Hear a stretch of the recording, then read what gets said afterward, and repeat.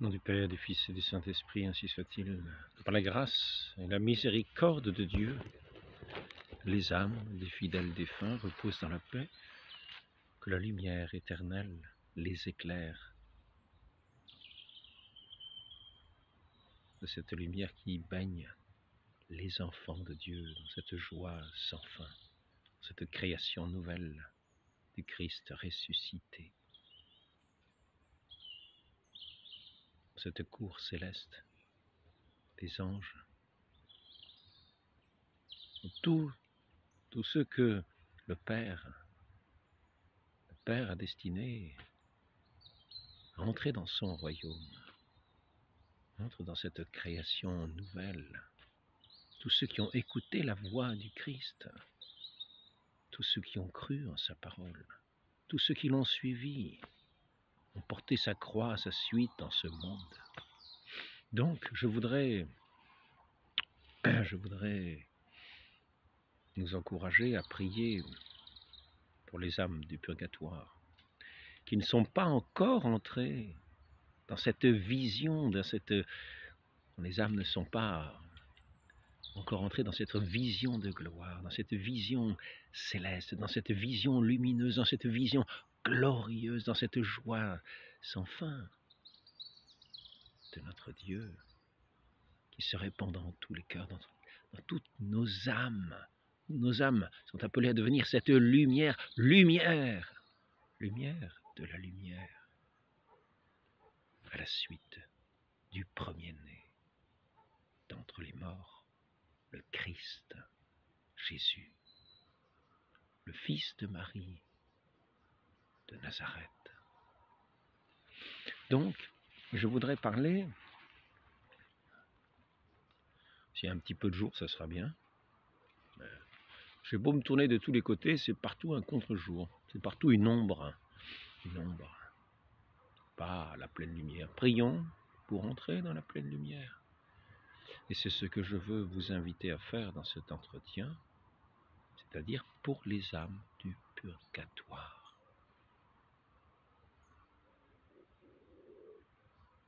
Les âmes du purgatoire qui ont à régler une dette qu'eux-mêmes ne peuvent pas solver. Notre Seigneur nous dit, jusqu'aux moindres paroles oiseuses, jusqu'aux moindres paroles. Il faudra rendre compte, denier pour denier. Il faudra rendre compte de toutes choses que nous faisons ici-bas.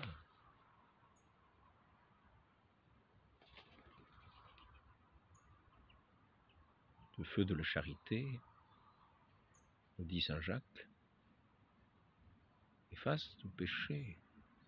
Notre Seigneur, qui est la charité même, qui remet tout péché, et nous donne la grâce de prier, de participer à son œuvre.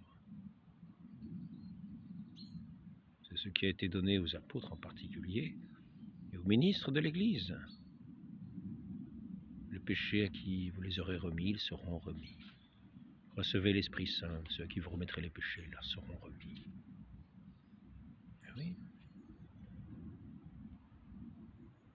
Il y a un pouvoir des clés qui a été remis à Saint-Pierre, été remis en propre à Saint-Pierre, partagé par tous les apôtres.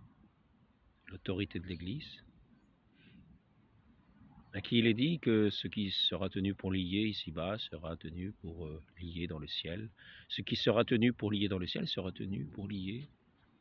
Ce qui sera tenu pour délier ici-bas sera tenu pour délier dans le ciel. Ainsi l'Église, par cette autorité que le Christ lui a donnée,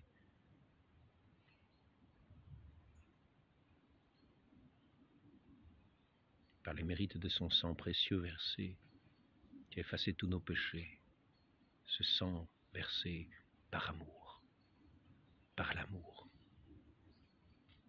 dans la fidélité, et cet amour infini du Père. C'est dans cela qu'il nous faut entrer dans cet amour du Père. Comprendre ce qu'est l'amour du Père. Non pas le comprendre, nous ne comprendrons jamais, mais entrer frapper à la porte de cet amour, frapper à la porte de ce divin cœur de notre Seigneur Jésus-Christ, qui contient toute cette plénitude de l'amour du Père. Et espérer en lui, autant que nous avons foi en son amour. Croire en Dieu, c'est croire en l'amour de Dieu, en un amour infini.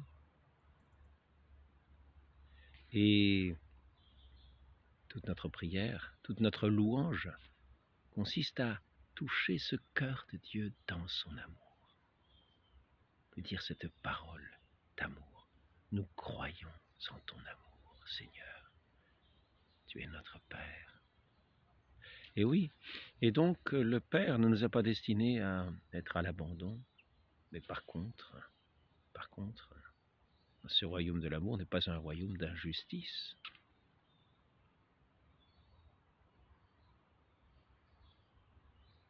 Ceux qui font miséricorde, dit notre Seigneur, il sera fait miséricorde. Mais souvenons-nous de toutes ces paraboles où certains n'avaient pas cette miséricorde. Et il leur fallait rendre jusqu'au dernier sou pour être libérés. Et nous pouvons, par cette miséricorde de Dieu, obtenir cette libération de ces âmes qui sont encore enténébrées, qui sont des âmes saintes, c'est-à-dire pleines de la grâce de Dieu, qui sont dans la grâce de Dieu, qui ne sont pas mortes en péché mortel, c'est-à-dire qui ont rejeté Dieu, non. Et par contre, quelquefois, ils n'ont pas ici-bas payé leurs dettes. Et il leur faut finir de payer leurs dettes. Les dettes qu'elles n'ont pas payées par la pénitence ici-bas, par la pénitence de leurs péchés. Ce n'est pas leur pénitence qui va les sauver, qui va les tirer de leurs péchés, c'est par la grâce de Dieu, par le mérite du sang précieux de notre Seigneur Jésus-Christ, mais dans la participation qu'ils en ont, qu'il aurait donné d'en avoir, par des actes de pénitence, des actes de foi, des actes d'espérance, des actes de charité. Si cette pénitence n'a pas été accomplie telle qu'elle aurait dû être ici-bas, et il faut, de l'autre côté, dans ce monde de ces âmes qui sont passées de cette vie à trépas, qui ont eu leur jugement particulier, jugés selon leurs œuvres. Ce n'est pas pour une peccadille qu'on va en enfer, mais par contre la peccadille, il faut la régler. Ce sont ces péchés-là aussi, dont notre Seigneur dit, il y a des péchés qui ne sont remis ni dans ce monde, ni dans l'autre. Considérons bien qu'il y a des péchés qui sont remis dans l'autre monde. Et considérons aussi qu'il y a ces dettes qu'il faut régler. Jusqu'au dernier denier, jusqu'au dernier sou. Un sou, c'est un sou, dit-on. Devant Dieu, il n'y a aucune impureté. C'est le royaume de Dieu, le royaume de l'amour, le royaume de cette pureté, de la lumière pure. Nous n'entrons pas au paradis pour avoir une lumière ternie par le péché. Non, nous entrons dans ce paradis de Dieu qui est cette lumière de gloire, inaltérable, pure, d'autant plus grande que nous avons d'espérance en son amour. Et nous avançons dans cet amour comme enfants de Dieu lorsque nous sommes renés, pleinement lorsque nous sommes tirés de cette sorte de prison du purgatoire. Lorsque nous en sommes tirés, nous entrons dans cette vision bienheureuse, éternelle. Bien au-delà de tout ce que nous pouvons imaginer ici-bas, ce que nous pouvons voir ici-bas. Il faut savoir que dans cette création nouvelle, tout est plus beau. Pas de pleurs, pas de larmes, pas de difformité. C'est une création dans la beauté même, dans l'éternité de Dieu, dans l'amour pur de Dieu. C'est une création nouvelle. Après que notre Dieu ait accompli ici-bas son alliance éternelle dans son sang, il nous a valu d'être régénérés, c'est-à-dire renés.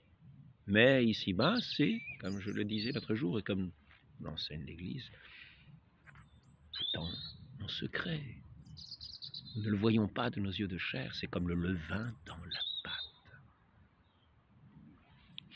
Et donc je voudrais tout simplement, pardonnez-moi d'avoir tardé, car il faut passer à la chose essentielle, savoir comment nous pouvons venir en aide pour les âmes du purgatoire.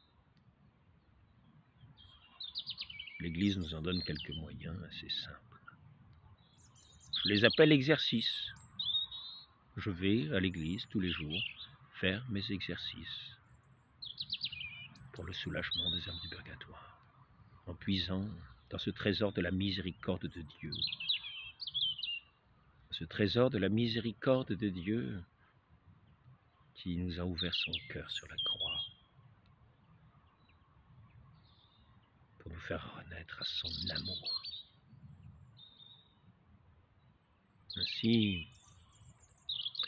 Ainsi, pour toutes ces âmes qui ne sont pas encore parvenues à ce jour et qui souffrent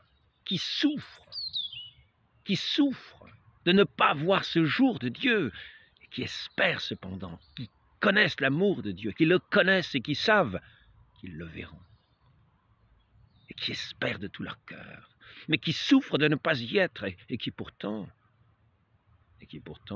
humblement, reconnaissent qu'ils ont leur dette à payer.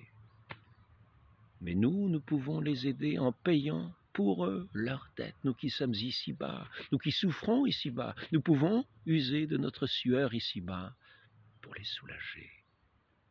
Parce que l'Église appelle des indulgences, c'est-à-dire, malgré ces dettes non payées, par les efforts que nous pouvons faire, par les prières qu'il nous est donné de faire, en puisant dans ce trésor du cœur de Dieu qui s'est livré pour nous sur la croix, pour que nous en disposions à pleine main de ce trésor infini,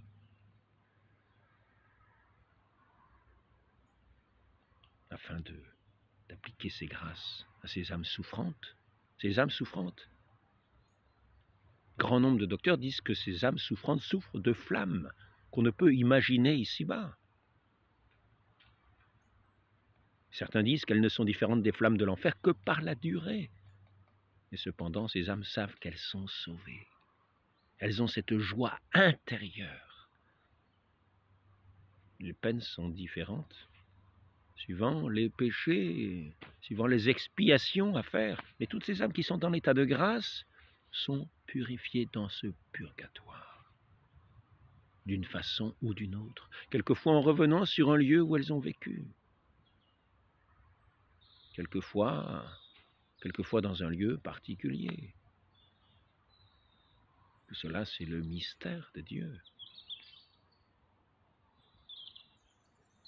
Dans des peines justement proportionnées, afin qu'elles puissent payer leurs dettes. Pour toutes ces jouissances mal placées, toutes ces idolâtries, toutes ces fautes, toutes ces faiblesses qui ont entraîné des péchés,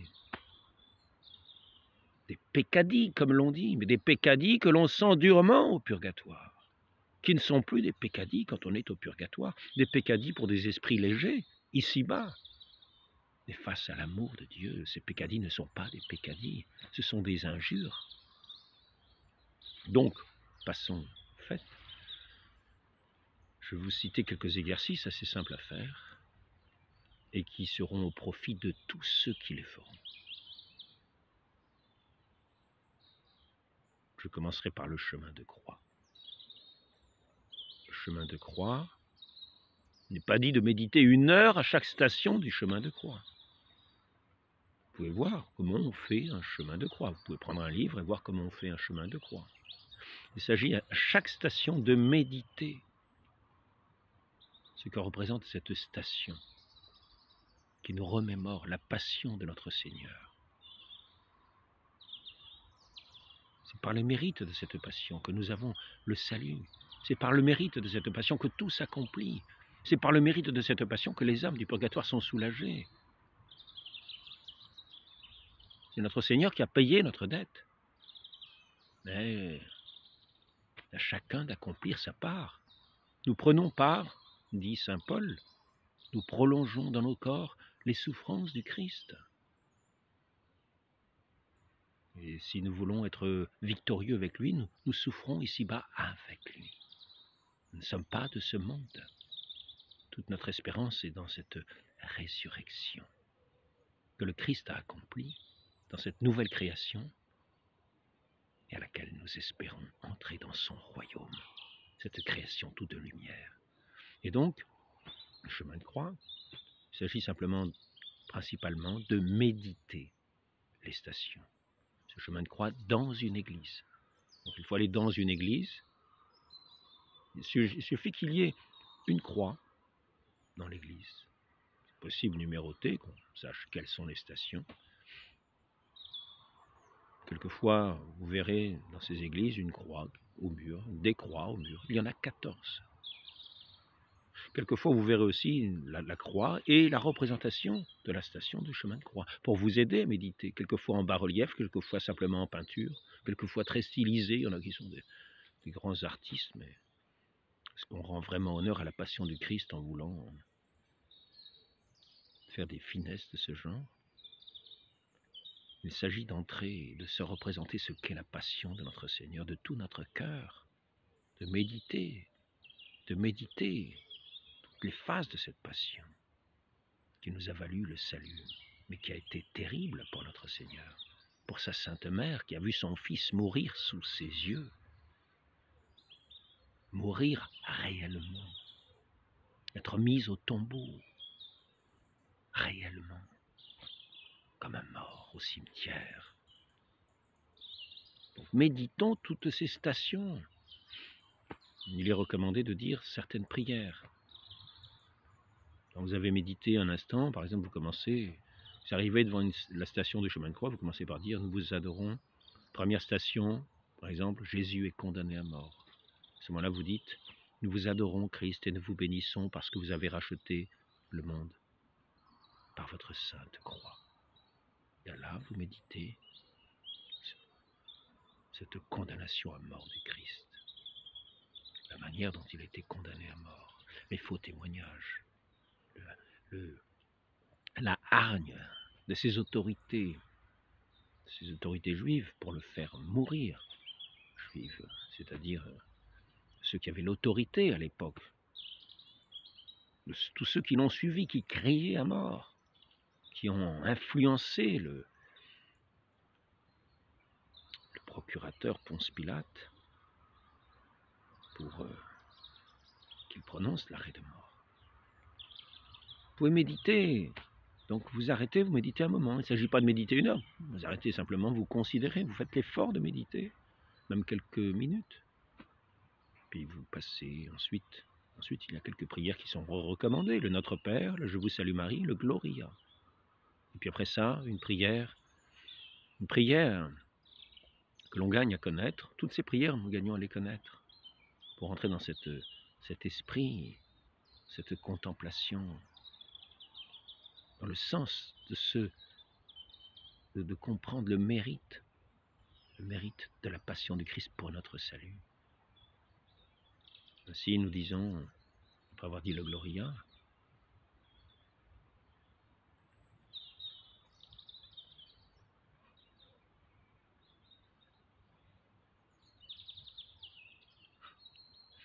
enfin, j'ai un trou de mémoire.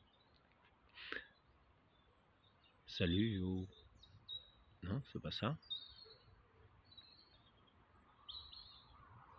Tout ça. Ben mince alors. J'ai un trou de mémoire.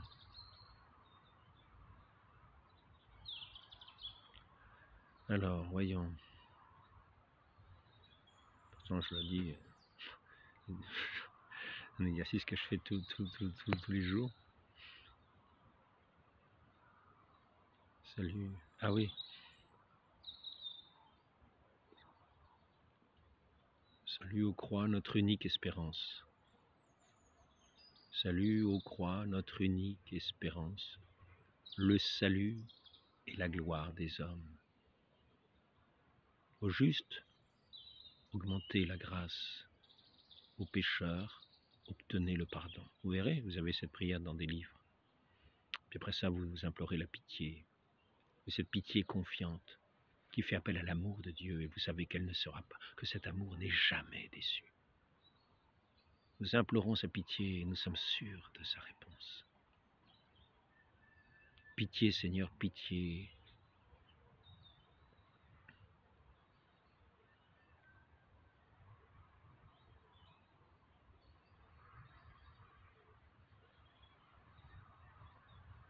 Il n'est pas évident de dire des prières comme cela en dehors de ces exercices. Je me rends compte que j'ai des trous de mémoire. Par la grâce. Donc la deuxième prière, c'est ayez pitié, Seigneur, ayez pitié, que par la grâce et la miséricorde de Dieu, les âmes des fidèles défunts reposent dans la paix, que la lumière éternelle les éclaire. Donc le premier, c'est le salut de la croix, qui est le salut du monde. Le deuxième, c'est ce sens pour lequel nous faisons ce chemin de croix, c'est-à-dire pour le soulagement des âmes du purgatoire, de ces âmes qui y sont, afin qu'elles entrent dans cette pleine lumière, cette joie éternelle, des enfants de Dieu, qu'ils sont, eux qui n'ont pas un vêtement qui est encore sans tache. Et donc, après cela, il y a encore cette prière qui nous rappelle les douleurs de notre Sainte Mère, la Vierge Marie, qui a été celle qui a compati souffrance du Christ, comme étant percée d'un glaive dans son cœur, qui a vu son Fils mourir sous ses yeux, dans d'abominables injures, dans d'abominables blasphèmes, sous les huées de la population, mourant sur la croix. Ô Sainte Mère des douleurs gravées au fond de notre cœur, les souffrances du Sauveur. Après cela, vous passez à la station suivante. Donc vous faites les 14 stations. Il y a une prière en introduction de ce chemin de croix que vous pouvez faire au pied de l'autel. Voilà. Cet exercice peut durer plus d'une demi-heure. Comptez bien, 14 stations, 2 minutes, c'est pas beaucoup. Donc pensez bien que c'est plus. Mais vous avez une indulgence plénière en faisant le chemin de croix. Si vous êtes confessé dans les 8 jours, vous êtes confessé dans les 8 jours, il faut avoir communié la journée. Et ensuite, dire une prière à l'intention du Saint-Père. Certaines prières à l'intention du Saint-Père sont dites dans l'Église. Pour ma part, je m'efforce de les dire dans l'Église. Parce que je me dis, ça serait bête de rater cette indulgence. Je crois que c'est dit dans l'Église. Par exemple, quand on remet toutes les satisfactions, tous les mérites qu'on peut avoir dans ces prières, aux mains de la Vierge Marie, à chaque messe, on obtient une indulgence plénière, dans les mêmes conditions. C'est-à-dire, vous dites ensuite, après la messe, la prière à l'intention du pape. Notre Père, je vous salue Marie, Gloria. Et le lundi, qui est un jour consacré aux défunts, vous avez deux indulgences plénières, une pour assister à la messe et l'autre pour communier. Mais n'oublions pas qu'il n'y a pas d'indulgence plénière si vous communiez ou pas. Donc, le lundi, vous avez 2 indulgences plénières parce que c'est un jour en l'honneur que l'Église a dédié à l'honneur des âmes du purgatoire. Et donc là, quand vous avez dit la prière dans l'intention du Père, du Pape, notre Père, je vous salue Marie et le Gloria, quand vous avez dit pour la première indulgence, eh bien vous sortez d'église et vous rentrez faire une visite pour dire cette prière à l'intention du pape. Donc moi, à chaque fois je fais une intention, je sors de l'église, ça peut paraître un peu étonnant. Je sors de l'église, puis je dis la prière à l'intention du pape, quel que soit l'exercice, même si la prière qui obtient l'indulgence est courte. Vous avez deux prières qui sont très courtes. Une prière au Christ roi et la prière devant le Christ crucifié. Vous connaissez peut-être. Donc, un autre exercice, vous avez donc ce chemin de croix, un autre exercice qui est plus connu, mais le chemin de croix est très profitable.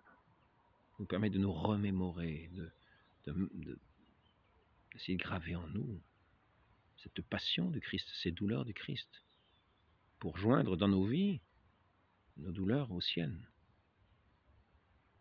Enfin, qu'elles soient, elles aussi, qu'elles portent du fruit dans nos prières. Donc, la deuxième chose, puis savoir que notre vie n'est pas de ce monde. Nous allons mourir comme le Christ est allé au tombeau, nous allons aller au tombeau. Il n'y a rien à attendre de ce monde. Tout de notre Seigneur, qui nous a donné sa vie, qui nous donne son pain de vie dans toutes les saintes messes, son pain de vie pour tenir la route dans cette foi, dans cette grâce de Dieu.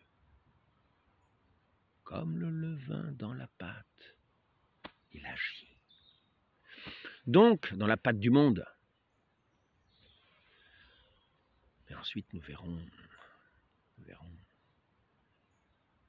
glorieusement, nous verrons dans la gloire ce qu'ici-bas nous devinons dans les ombres. Donc, ce ne sera pas cette lumière tamisée de la vidéo. Le deuxième, c'est si vous êtes seul, le chapelet à l'église. Credo, on dit les trois, je vous salue notre Père, les trois, je vous salue Marie, l'intention de la Sainte Trinité, le Gloria, puis ensuite les 5 dizaines, en méditant les mystères de ces dizaines. Donc, si vous dites un chapelet à l'église, devant le Saint-Sacrement ou pas, vous pouvez le dire devant la Vierge Marie, pour ma part, je le dis souvent devant le Saint-Sacrement, eh bien, si vous dites le chapelet, dans la même optique, pour obtenir une indulgence plénière, avec ensuite la prière à l'intention du pape, en étant communié, en ayant communié dans la journée, en étant confessé dans les 8 jours. Il suffit d'être confessé dans les 8 jours, toutes ces indulgences, vous les gagnez dans la journée. Donc vous vous dites le chapelet, il faut simplement méditer les mystères. Méditer au moins un petit peu. Méditer les mystères. Faire ces exercices honnêtement, avec cœur. L'exercice est simple. Si vous êtes à plusieurs, il n'est pas besoin d'être dans une église. Par contre, pour la prière à l'intention du pape, moi je vous conseille d'aller dans une église, ce sera plus sûr. C'est dommage de gaspiller vos indulgences. Donc, la troisième chose, c'est le temps d'adoration. Une demi-heure d'adoration. Une demi-heure d'adoration. C'est beaucoup? Ben, c'est pas beaucoup. C'est notre Dieu qui est là, dans le Saint-Sacrement, dans le tabernacle. S'il est exposé, ben, tant mieux. Mais s'il est dans le tabernacle, allez-y. Devant le tabernacle. Mettez-vous devant. Il est là, présent. Et adorez-le. Notre Dieu présent dans cette église, désertée la plupart du temps. Montrons-lui qu'il n'y a rien de plus précieux que lui. Adorons-le. Même condition. Pour sa plus grande gloire et surtout pour les bienfaits qu'il nous donne aussi dans ses adorations. Nous ressentons notre vie sur lui, sur ce Christ dépouillé de tout.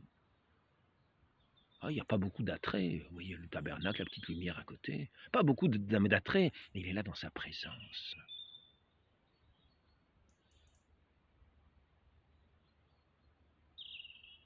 Soyons présents à lui. Montrons-lui quelques actes d'adoration pendant ce temps. Ne pensons pas à toutes les choses, à toutes sortes de choses. Pensons à lui. Demandons-lui d'embrasser nos cœurs de son amour. Rendons-lui grâce de toutes choses. Donc, même condition. Prière à l'intention du pape, notre Père, je vous salue Marie, Gloria. Après cela, vous avez aussi vous avez aussi une autre manière qui est fort utile pour vous également.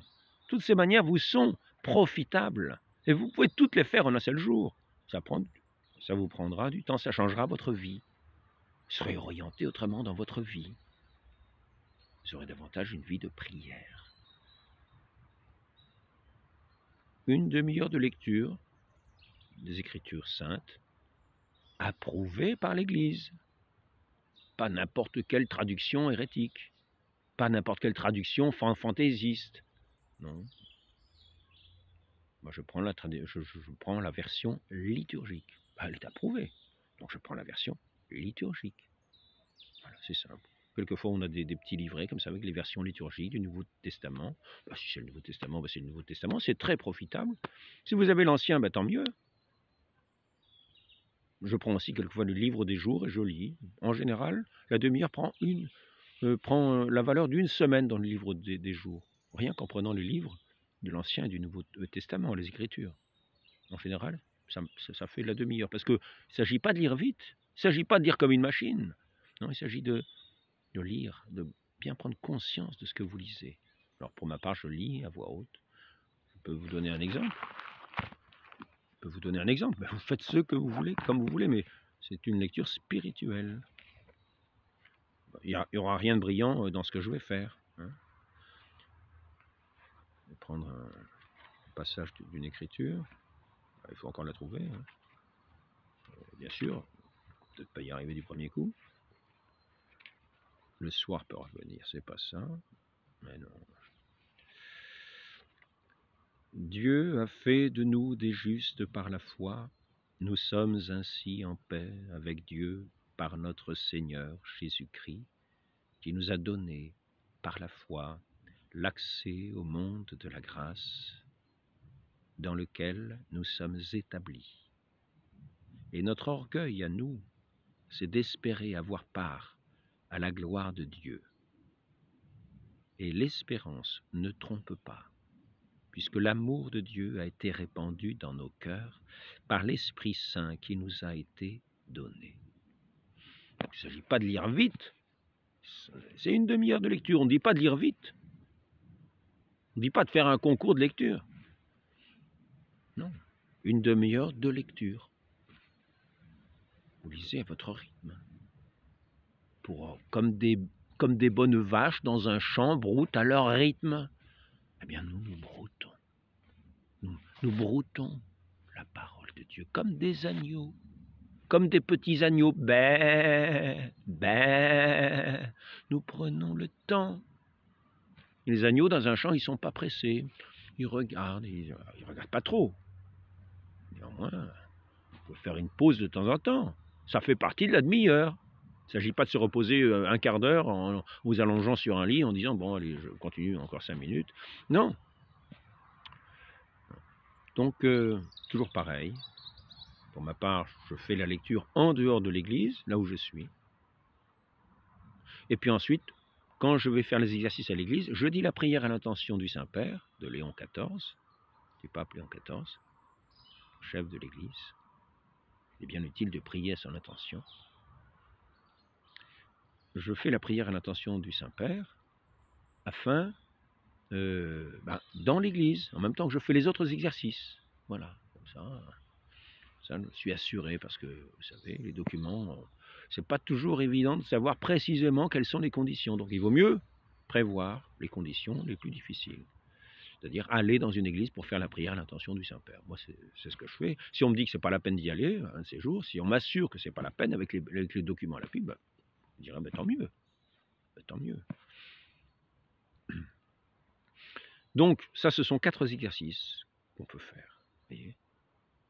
Sinon, il y a cette prière au Christ roi. J'allais vous chercher, mais j'aurais dû la prendre avec moi. Je peux m'absenter 30 secondes. Je m'absente 30 secondes, je vais le chercher, je reviens.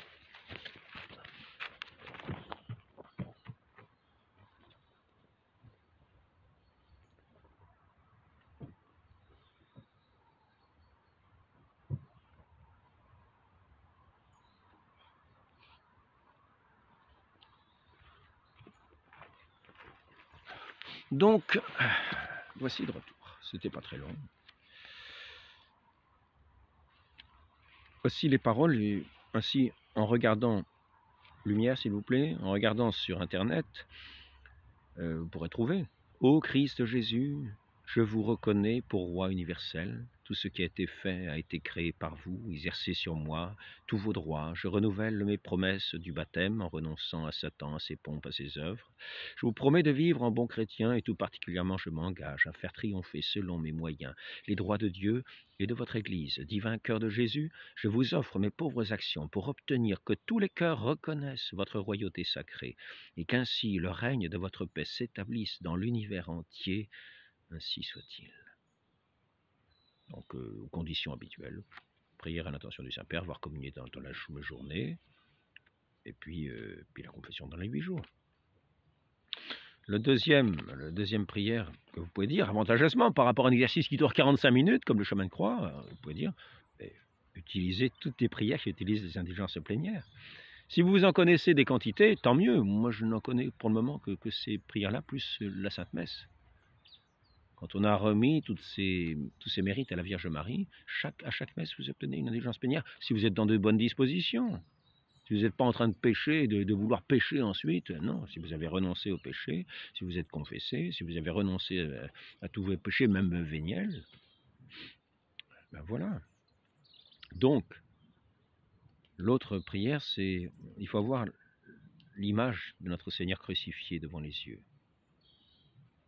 Et là on dit, me voici, ô bon Jésus, prosterné en votre présence, je vous prie et vous conjure avec toute l'ardeur de mon âme de daigner graver dans mon cœur de vifs sentiments de foi, d'espérance, de charité, un vrai repentir de mes fautes, une très ferme volonté de m'en corriger, tandis qu'avec un grand amour et une grande douleur, je considère et contemple en esprit vos saints couplets, ayant devant les yeux ces paroles que le prophète David plaçait sur vos lèvres, ô bon Jésus, ils ont percé mes mains et mes pieds, ils ont compté tous mes sauts. Voilà. Après ça, prière pour le pape, communion, confession. Voilà, ce sont des exercices assez simples qui nous permettent d'exercer notre charité vis-à-vis de ces âmes. Ce serait une façon de visiter les prisonniers,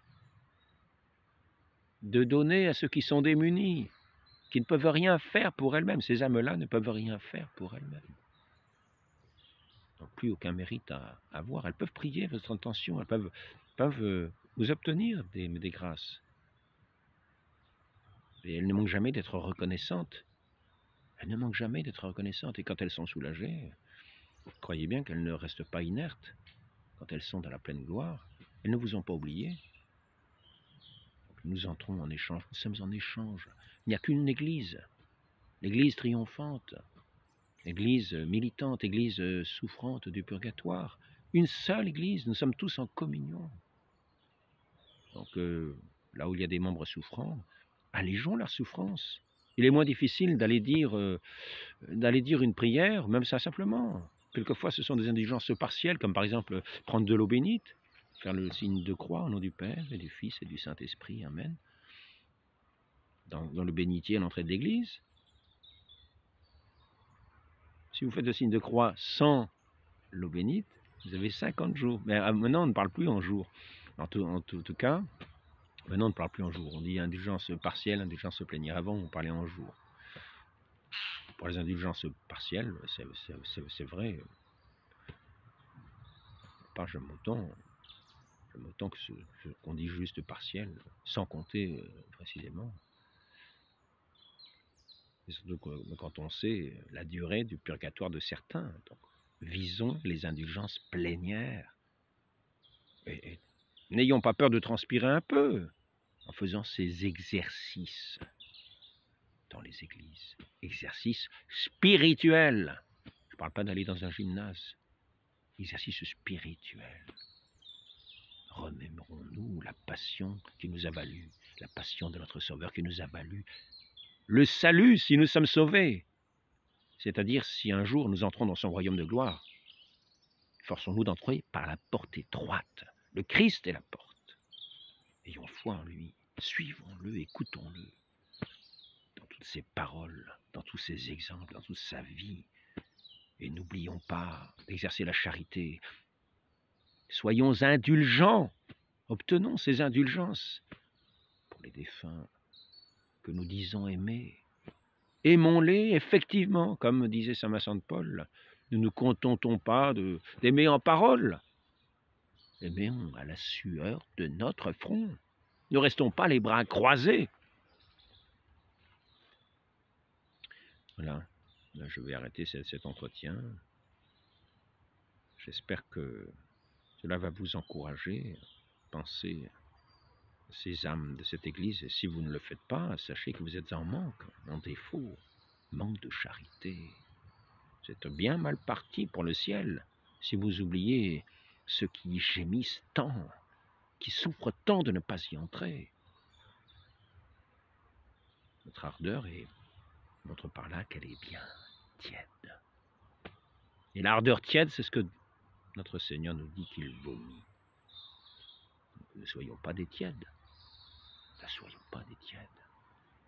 Si nous sommes froids, mais soyons chauds, chauds de cette chaleur, de l'amour de Dieu, de ce feu de l'amour de Dieu, qui veut se répandre dans tout l'univers, jusque dans les enfers, c'est-à-dire ce lieu du purgatoire, afin que ceux que nous aimons, ces enfants de Dieu, puissent rentrer dans cette contemplation, dans cette pleine possession de leur bonheur éternel, promis à tous ces enfants de Dieu.